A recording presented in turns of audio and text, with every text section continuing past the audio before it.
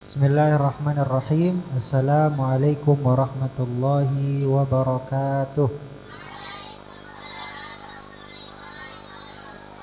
Bismillah walhamdulillah wassalatu wassalamu ala rasulillah wa ala alihi wa ashabihi wa man tabi'a risalatah. Subhanaka la ilma lana illa ma 'allamtana innaka antal alimul hakim. Rabbi shrah li sadri wa yassir li amri wahlul 'uqdatam min lisani yafqahu qawli, amma ba'd.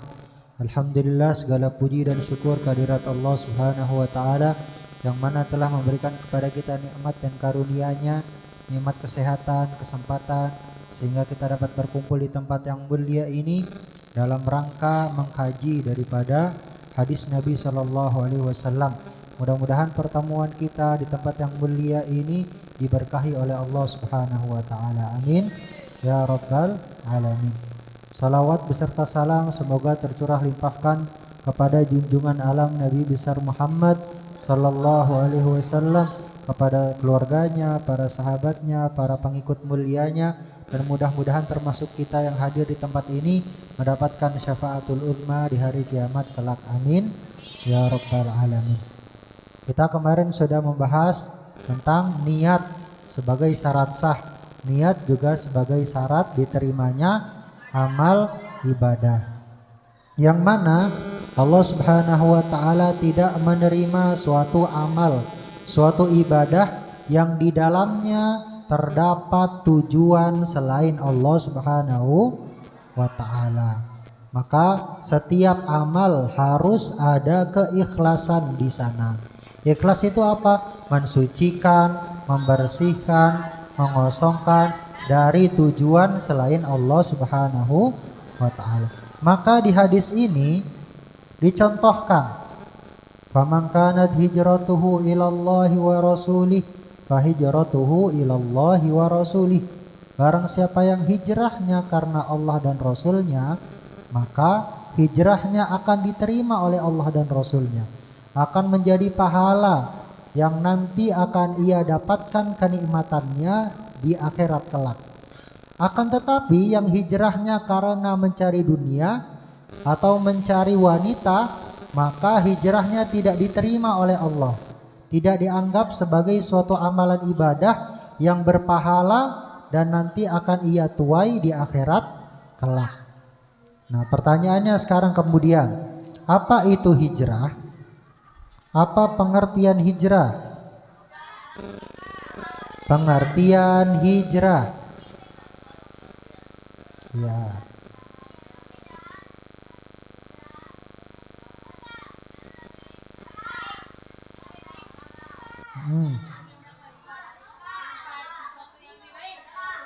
hijrah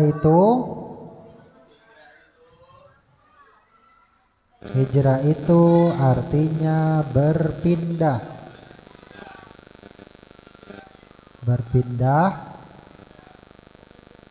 berpindah dari suatu tempat ke tempat yang lebih baik. Berpindah dari suatu tempat ke tempat yang lebih baik.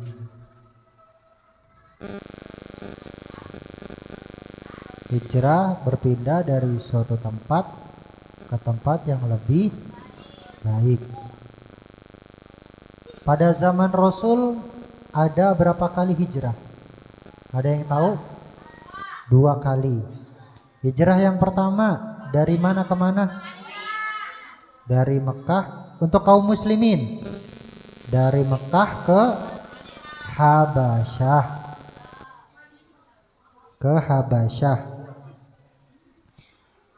Hal tersebut terjadi pada tahun ke-5 kenabian.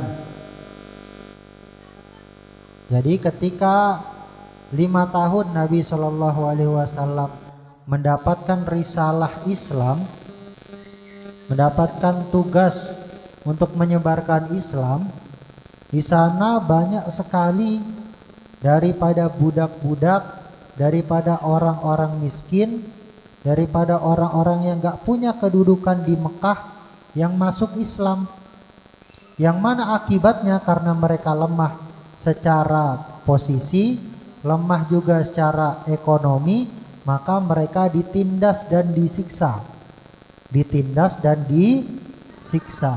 Maka kemudian Rasul Shallallahu Alaihi Wasallam memerintahkan kepada orang-orang Islam yang lemah, yang tidak punya posisi, yang tidak punya harta, yang punya kemungkinan untuk ditindas, untuk kemudian hijrah ke negeri Habasyah.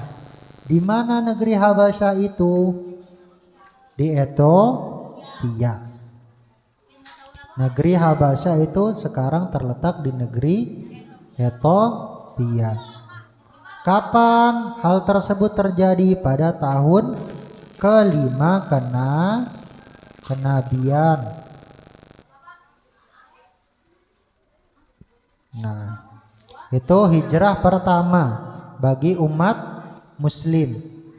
Hijrah yang kedua dari Makkah ke Madinah.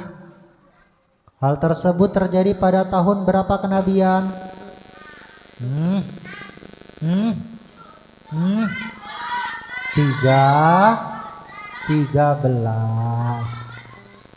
Hijrah dari Makkah ke Madinah terjadi pada tahun 13.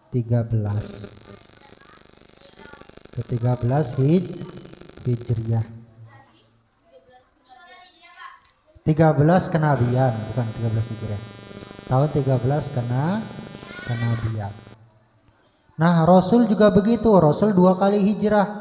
Yang pertama ke Taif. Ke Taif ini tahun berapa kenabian?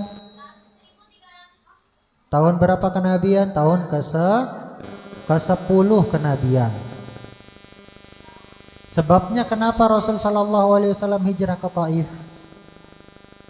Jadi ketika meninggal istrinya, meninggal pamannya yang bernama Abu Thalib, yang mana Abu Thalib ini adalah pemimpin daripada Bani Abdul Muttalib, yang mana Bani ini, klan ini, kesukuan ini punya pengaruh yang besar di kaum Quraisy, yang mana pimpinannya Abu Thalib ini memberikan jaminan kepada Nabi Muhammad, barang siapa yang menyakiti Nabi Muhammad, siapapun ia, maka akan berhadapan dengan Bani Abdul Muttalib. Makanya tidak ada satupun ketika pamannya hidup, tidak ada satupun kaum kafir Quraisy yang berani menyakiti Nabi secara fisik. Karena Nabi memiliki jaminan dari siapa? Dari pamannya yang bernama Abu Thalib. Sepeninggal pamannya, nyawa Nabi tidak ada yang menjamin. Maka orang kafir Quraisy berlomba-lomba untuk membunuh Nabi Shallallahu Alaihi Wasallam. Karena itulah kemudian Nabi hijrah ke kota Taif. Akan tetapi sesampainya di sana, setelah melewati perjalanan yang panjang, bukan sambutan, bukan penerimaan yang didapat oleh Nabi Shallallahu Alaihi Wasallam, akan tetapi penolakan. Bahkan Nabi Shallallahu Alaihi Wasallam itu dilempari dengan kerikil, dilempari dengan batu. Yang melempari itu anak-anak kecil di kota Taif. Jadi pembesarnya itu memerintahkan kepada anak-anak kecil untuk mengumpulkan batu dan melempari Nabi Muhammad. Sampai anak angkatnya Nabi yang bernama Zaid itu menjadi tameng Nabi, melindungi Nabi dari batu yang dilemparkan oleh anak-anak kecil di kota Taif. Sampai-sampai kata para sahabat, kalau seandainya kita melihat rupa Zaid ketika dilempari batu ketika di kota Taif, maka kita nggak akan pernah tahu kalau itu Zaid. Kenapa? Karena mukanya udah nggak berbentuk lagi, semuanya sudah berlumuran darah. Jadi saking banyaknya darahnya, saking banyaknya luka yang diterima oleh Zaid, itu nggak berbentuk lagi. Jadi kalau kita lihat itu nggak bakal kita kenali sebagai Zaid. Itu saking parahnya. Maka ketika itu malaikat yang melihat hal tersebut gak sampai hati untuk melihat kejadian tersebut. Maka malaikat penjaga gunung itu turun dan menawarkan diri kepada Nabi Shallallahu Alaihi Wasallam. Wahai Muhammad, seandainya engkau mau, maka akan aku luluh lantahkan, maka akan aku hancurkan penduduk kota Taif ini dengan kulempari 2 gunung yang sangat besar. Jadi kalau penduduk Taif itu berani, tega menyakitimu dengan melempar batu, saya balas Nabi dengan saya lempari dengan gunung. Akan tetapi Nabi Shallallahu Alaihi Wasallam nerima nggak? Nggak terima. Bahkan Nabi Shallallahu Alaihi Wasallam mendoakan kebaikan bagi mereka. Apa doanya? Allahumma akhrij min aslabihim dzurriyyatam may ya'buduk. Ya Allah, kalau bukan mereka yang saat ini menolakku, yang saat ini menyakitiku, yang saat ini menghinakanku, yang nantinya akan beriman kepadamu ya Allah, maka jadikanlah anak-anak mereka, cucu-cucu mereka, keturunan-keturunan mereka yang nantinya akan beriman kepadamu. Jadi kalau engkau hancurkan penduduk kota Taif ini sekarang ya Allah, maka anak cucunya nggak ada kesempatan untuk beriman. Jangankan untuk beriman, untuk hidup aja nggak bisa. Orang dihancurkan semuanya. Tapi Nabi mau semakin banyak orang beriman sama Allah, semakin banyak orang kenal sama Allah, semakin banyak orang beribadah sama Allah. Maka didoakan sama Nabi Shallallahu Alaihi Wasallam, ya Allah, kalau bukan mereka yang beriman, maka tolong keturunannya ya Allah, jadikan orang-orang yang beriman. Maka sampai hari ini penduduk kota Taif 100% semuanya muslim, 100% semuanya beriman kepada Allah dan Rasulnya. Sebab apa? Sebab doa Nabi. Itulah akhlak kemuliaan baginda Nabi Shallallahu Alaihi Wasallam. Tidak pernah keluar dari lidahnya sesuatu yang buruk, tidak pernah terbersit dalam hatinya sesuatu yang buruk.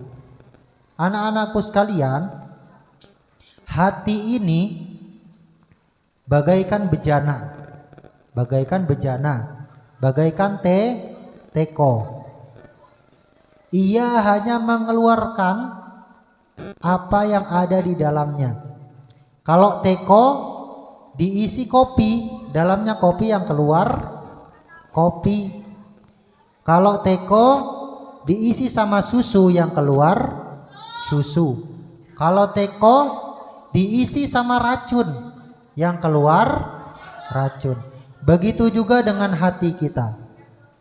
Kalau hati kita baik, hati kita bersih, hati kita suci, maka yang keluar dari mulut kita, yang keluar dari tindakan kita adalah sesuatu yang baik, sesuatu yang manfaat. Begitu juga kalau hati kita kotor, hati kita buruk, maka yang keluar dari kita sikap-sikap yang buruk, sikap-sikap yang mudarat bagi diri sendiri dan orang lain. Nah, karena Nabi hatinya suci, hatinya baik, mau disakiti sama orang sehebat apapun, yang keluar dari mulut Nabi adalah hal-hal yang baik. Yang keluar dari sifat Nabi adalah perilaku-perilaku yang baik. Maka kalau ada teman-teman Kalau ada anak-anakku yang suka iseng, yang suka nyakitin temennya, berarti tandanya hatinya kotor, hatinya kurang baik. Perbaiki hatinya, perbaiki jiwanya, insya Allah yang keluar dari dirinya merupakan perilaku-perilaku yang baik. Nah, sekarang PR-nya menghafalkan hadis yang pertama ini. Insya Allah untuk besok kita akan mulai kepada hadis yang kedua. Hadza wallahu a'lam.